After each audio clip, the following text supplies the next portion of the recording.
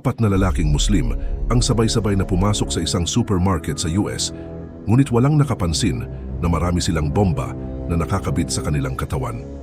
Kaagad pagkatapos noon, 3 bomba ang magkasunod na sumabog sa gitna ng takot at pangamba ng lahat. Sinubukan ng isang ina na tumakas kasama ang kanyang anak na babae. Ngunit nang lumingon siya, natuklasan niyang nakatayo ang huling lalaking Muslim na nagbabantay sa pintuan. Dahan-dahang lumapit ang babae sa kanya at sinubukang kumbinsihin ang lalaki na huwag gawin ng anumang masama.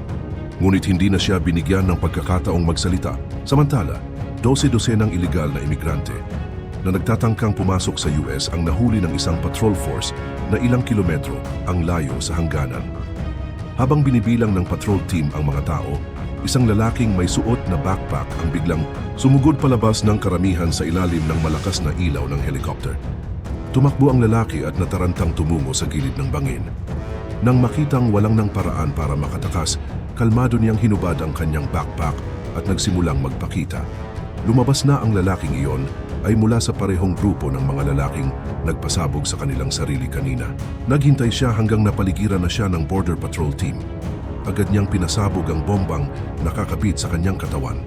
2 magkasunod na insidente ng terorismo ang nagresulta sa 2 dosenang patay at sugatan. Sa isang iglap, kumalat ito sa pangunahing media outlets sa buong US. Kahit ang Secretary of Defense ay kinailangang agarang humarap upang bigyan ng katiyakan ang publiko. Tiniyak niya na ang US ay hindi kailanman makikipagkompromiso o magpapatalo sa terorismo at ang utak sa likod ng teroristang pag-atake na ito ay magbabayad ng dugo. Pagkalipas ng ilang araw, lihim na sinalakay ng isang US Navy SEAL Special Team ang isang base ng pirata sa Somalia at matagumpay na nahuli ang lider ng pirata na si Bashir. Ang namamahala sa operasyong ito ay si Agent Matt. Ayon sa impormasyon ng intelligence, ang grupong nagsagawa ng teroristang pag-atake sa supermarket, ilang araw ang nakalipas ay pawang galing sa Yemen. Dahil sa mga sanctions ng US, hindi sila makalipad patungo sa Mexico. Ang tanging paraan para makarating doon ay ang tumawid sa hangganan sa pamamagitan ng dagat at lahat ng barkong sangkot sa lihim na pagpupuslit sa Yemen ay kontrolado ni Bashir. Gustong makakuha ni Matt ng impormasyon tungkol sa mga nagpopondo sa grupong ito mula kay Bashir, ngunit mayroon siyang mga prinsipyo at nanatiling tahimik. Natural bilang isang pasensyoso at tahimik na tao, direktang ipinakita ni Matt sa kanya ang isang satellite photo ng kanyang mansyon. Gusto niyang masaksihan mismo ni Bashir ang buong proseso ng pagbomba sa kanyang bahay, ngunit ito ay panimulang pampagana pa lamang. Pagkatapos, lumipat si Matt sa pagpapakita ng mga aerial photo ng pamilya ni Bashir na tumatakas sakay ng kotse.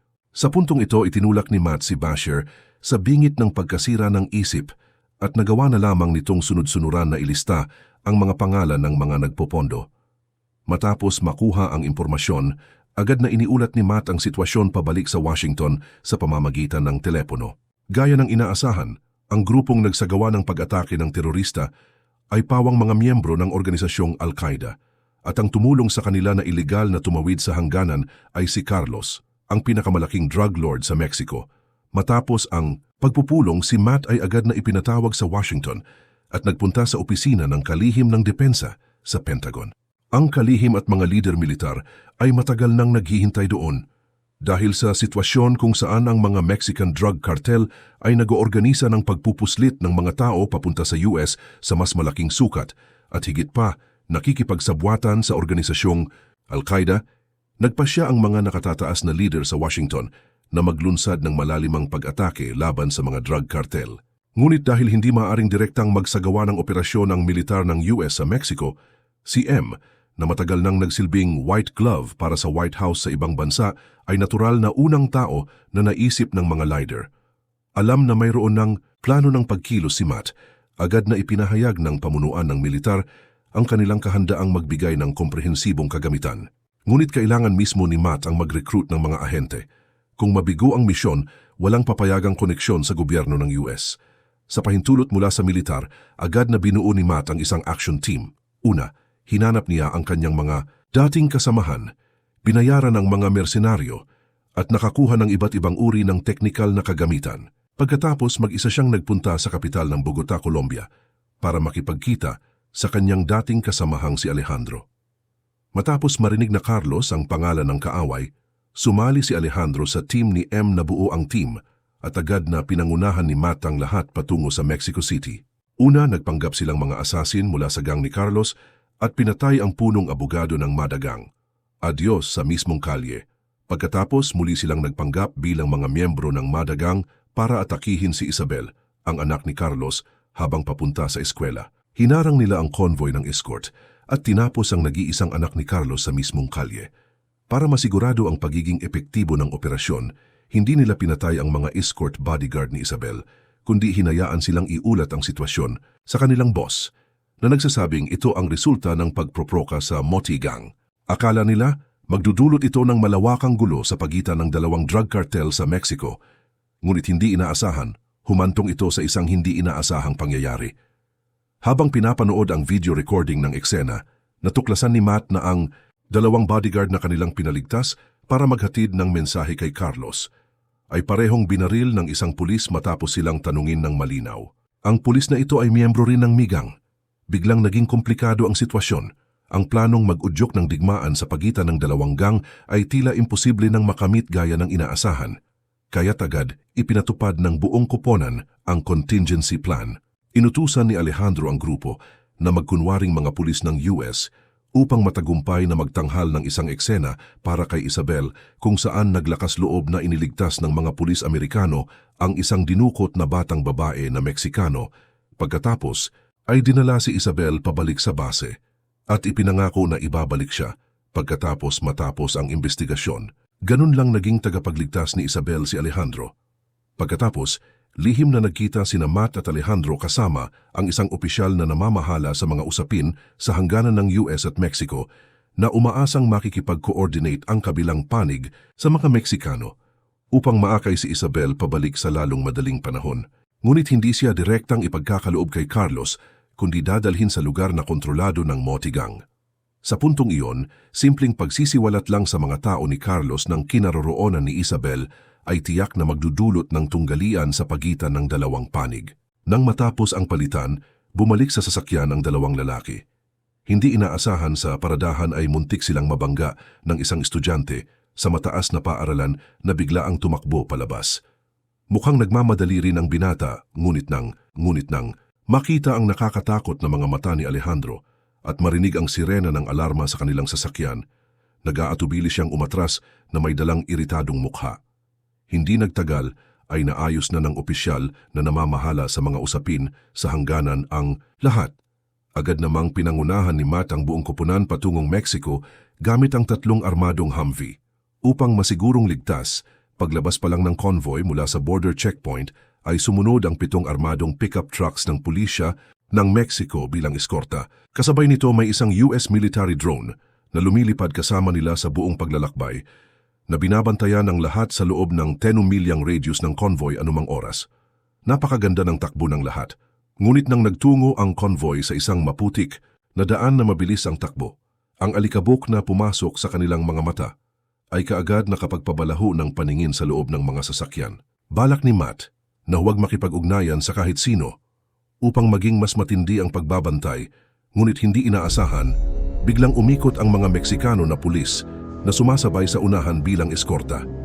Kasabay nito, isang misil na mabilis na bumibiyahe ang direktang tumaob sa armored vehicle sa likod.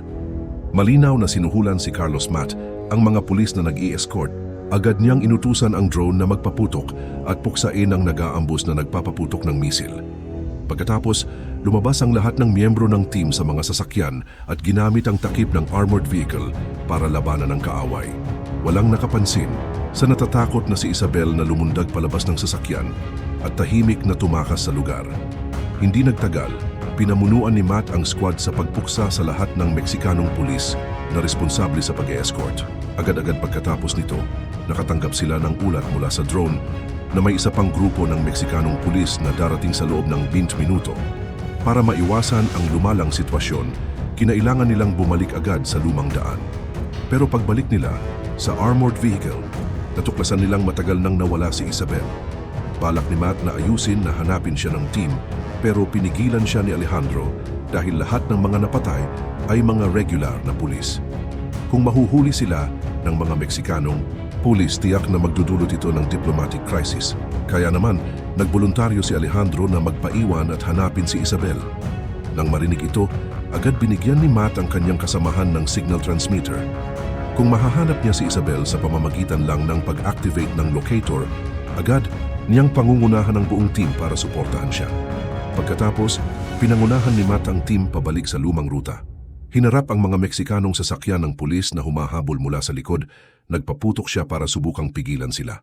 Sa kabilang banda, nakatakas si Isabel sa ibang daang maputik at balak na magpara ng truck na dumadaan.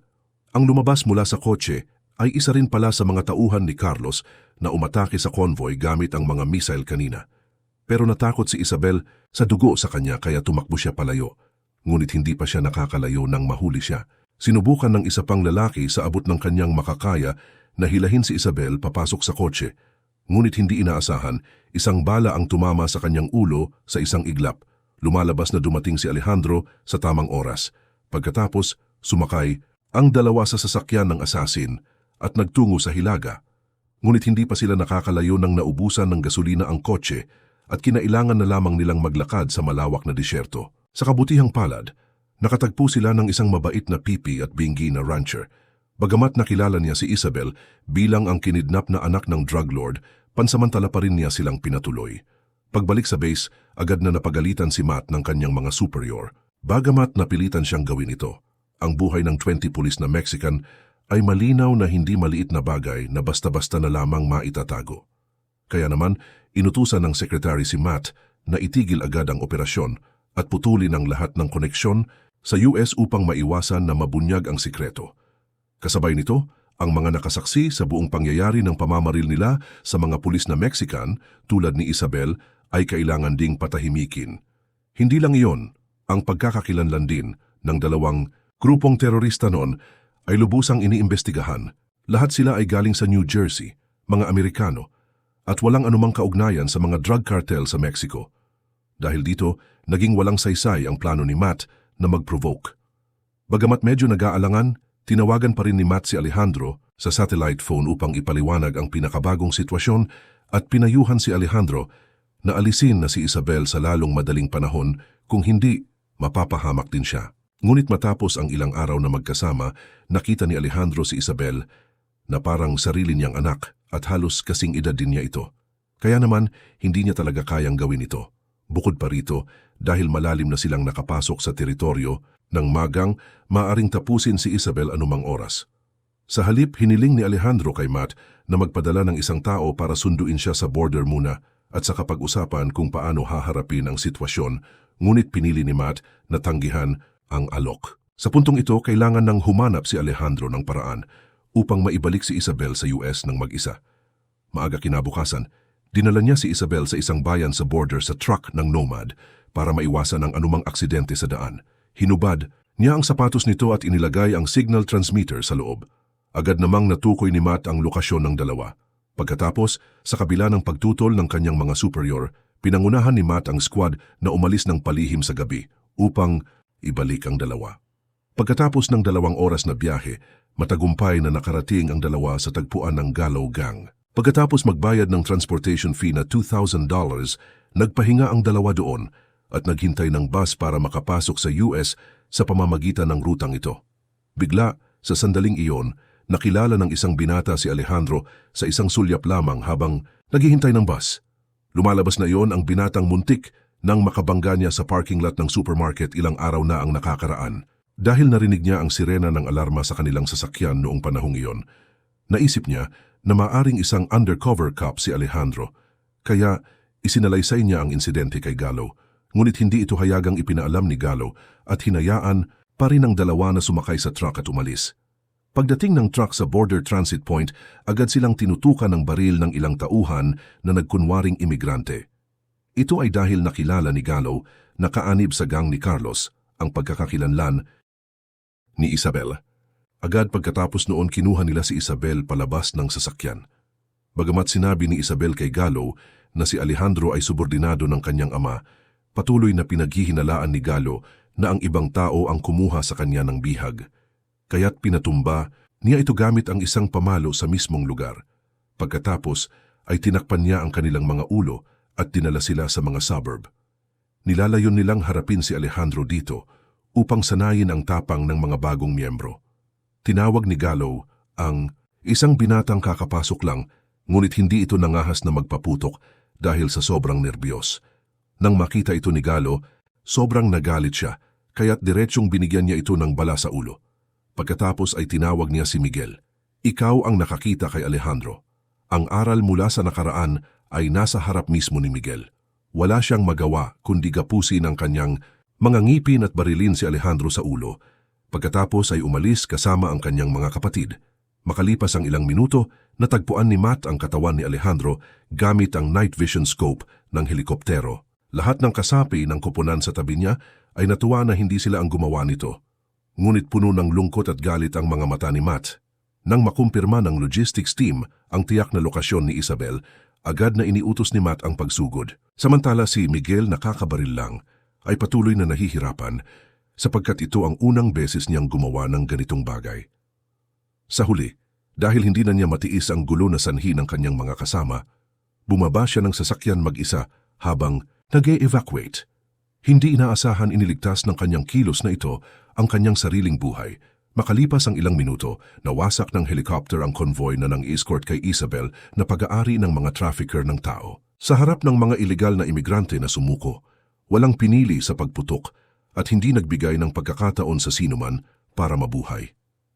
Gayunpaman, hindi ginawang kalaban ni Matt si Isabel tulad ng utos ng kanyang mga nakatataas. Dinala niya ang babae sa eroplano at sinimulan ng biyahe upang protektahan ang saksi. Dahil siya ang taong naisipagtanggol ni Alejandro sa abot ng lahat ng kanyang makakaya. Tiyak na hindi niya bibiguin ang kanyang kapatid. Sa kabilang banda, biglang nagising si Alejandro mula sa koma. Lumabas na tinamaan lang pala siya sa pisngi at panandali ang nawala ng malay. Sa kabila ng sakit, dahan-dahang iniahon ni Alejandro ang kanyang katawan patungo sa bangkay ng batang namatay.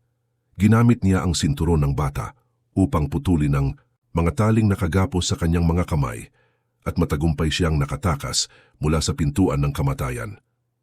Pagkatapos, kinaladkad niya ang kanyang labis na sugatang katawan patungo sa highway upang habulin si Isabel.